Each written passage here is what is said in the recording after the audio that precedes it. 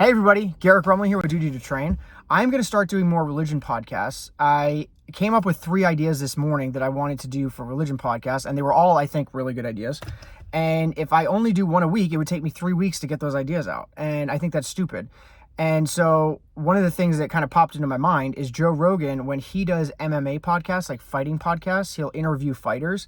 And he realized early on that a lot of people aren't interested in those conversations. And so he will just label them MMA podcast.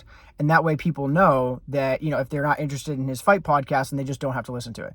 And so I'm going to do the same thing with my podcast. I'm going to have part of it like related to guns and like, the Constitution and, that whole movement. But then I'm also going to have like a religious side to my videos.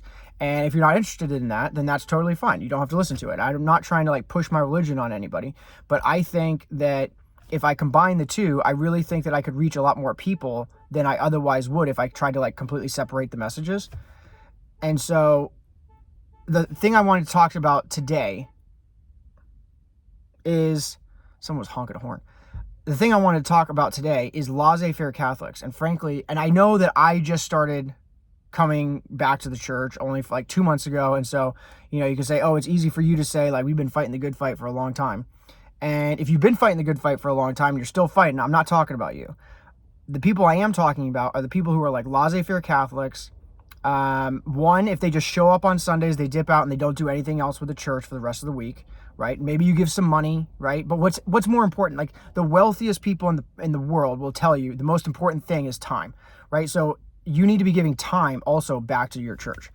But really what I'm talking about is the people who leave, the people who have left the church because it started to get hard. And I'm going to beat this analogy to a pulp, but it's like leaving America if you think that it's not going the right way for you. I think that America is the true bastion of freedom and hope in the world, and it will always be that way. And it's, I think, similar to the Catholic Church in that way, right? It's the one thing that's grounded in real hard truths, the Constitution and the Bill of Rights.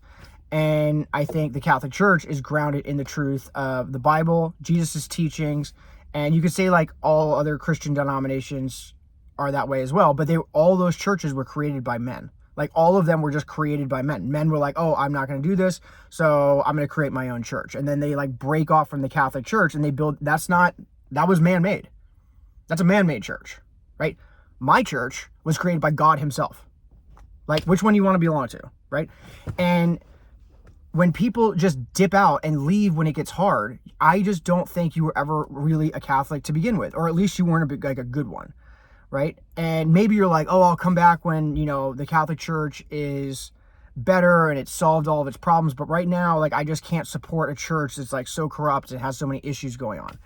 And one thing and one point I'd like to make to people is fine, then don't give money to the church. Like I actually right now, my wife and I give a little bit on Sundays, but we were thinking about giving a lot more to our church for something they're doing. And we decided not to. We decided to give that money to Operation Underground Railroad because I do have an issue right now giving large sums of money to the Catholic Church. I don't have a huge issue with giving small money that kind of goes towards the day-to-day operations of the church. But I do have an issue giving large sums of money because they have proven, they have abused that privilege of us trusting them with our money, right? Like, where is this money going? You should be able to prove to us that this money is not going to pay off people to keep them quiet when your priests are raping children, right? And if you can't prove that, I don't feel comfortable giving you large sums of cash right now. And I feel that way. That's like one of the things that I'm having to struggle with. And so my wife and I were not giving tons of money to the church. But what I am going to give them is my time. That my time is what actually changes things, right? Like if you just give money to a political campaign, like, yeah, that's easy. Like you can do that. But what really matters is like if you go knock on doors, right, for 5 months, preparing for a campaign to support the person that you believe should be the president of the United States, or you believe should be like senator, or you believe should be mayor, right? That's the person that's actually valuable. It's easy to be like, oh, I'll give you $100 a month for the next 6 months. But if you're knocking on hundreds of doors a week, trying to spread the message that this is the person who should be mayor, or this is the person who should be president, you're far more valuable than someone who just gives a little bit of cash. So I believe that right now the church has abused its privilege to receive large sums of money. And that's sad, because if they hadn't, they would be able to do a lot of good with money. But they've, frankly, I mean, I'm sure their finances are not in the greatest of shape right now, because they've, people like myself, and I'm even like very Catholic now, but I'm not giving large sums of money to the church. And like large sums of money, I mean, like in reference to me. Like other people probably, my large sum of money would be like their like, I don't know, weekly givings or whatever. But you can't just walk away. That's like what I'm really trying to get at when it comes to this video. You don't just walk away when things get hard, and you're not a Catholic. You didn't really ever believe. It's like a marriage. It's just like a friendship. Like your relationship with God is the exact same way. And this is so weird. And it's like, I can't believe that I'm saying this, and I've only been Catholic for like 2 months. But like when I do things, I ask my wife, I go all in or I don't do it at all. And it's the same way, with Duty to Train right now. I'm going all in, like 100% all in. I'm going to change the world. I'm going to change the way that people train with pistols forever. I believe that to my core. And I believe that I can make waves in the church. And I think that young people, it's our time, right? The old generation, right? The people who are like 60 plus, like I'm not saying that you can't also make change, but I just don't think you're going to bring other people back into the church as much as someone like myself. Like young people want to see other young people going into the church and saying, okay, explain to me why you went. Right? I don't want to hear from some 60, 70, 80-year-old person why they went into the church 60 years ago. I have to come into the church when it's having all of these problems. Why should I do that? Why did you do that? Right? And so that's why I feel like my story is valuable. But if you're just leaving the church, you're not valuable, right? And you're not a good friend to God, and you're not a good faith, God-fearing person.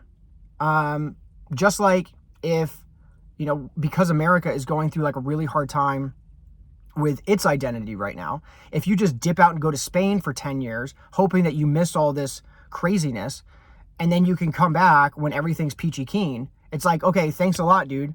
We could have used you the past 10 years, but you dipped out. Like, you're a laissez-faire American. Like, stand up for what you believe in. The founding fathers, the people who fought the Civil War, they wanted to like free slaves. They wanted to fight for what they believed in. They didn't dip out and then come back once the Civil War was done. People who fought for the revolution, they died believing and fighting for what they believed in. They didn't dip out and then come back after the Revolutionary War was complete and be like, oh yay, now we can come back to America now. Everything's good. Like, no, they died for what they thought. And a lot of people now, would die for America and they'll fight for America. But then when it comes to the church, they're like, see ya. I can't do this. I can't be a part of the church because it's not what I want, and it's too corrupt right now. It's like, you don't do that with your country, and if you do that with friends, then you're not a good friend either. If you have like a lifelong friend and then they make a terrible mistake, right?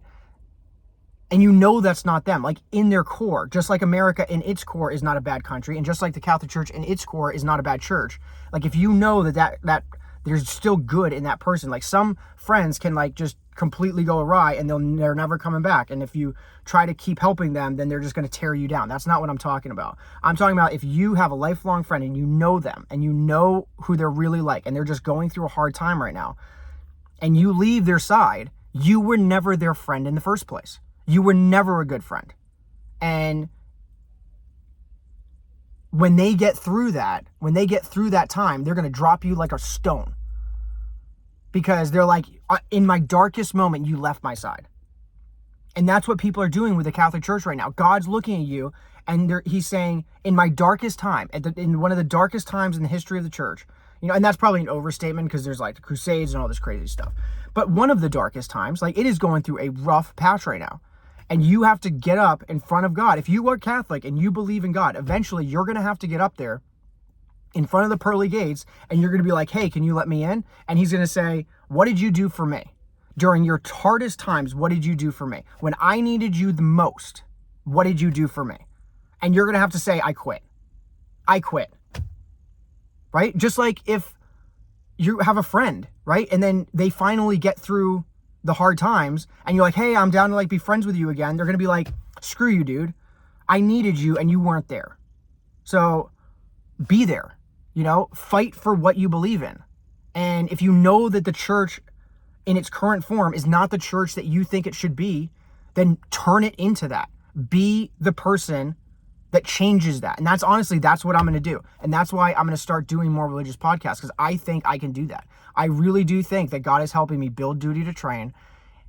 And I think it's going to be monster. I think it's going to be a monster company. And I don't even know, I've thought about this. I don't know if it's going to be like, it's going to be pretty big, but then really where I'm going to actually provide tons of service is actually just the business model itself, which a ton of people are going to copy.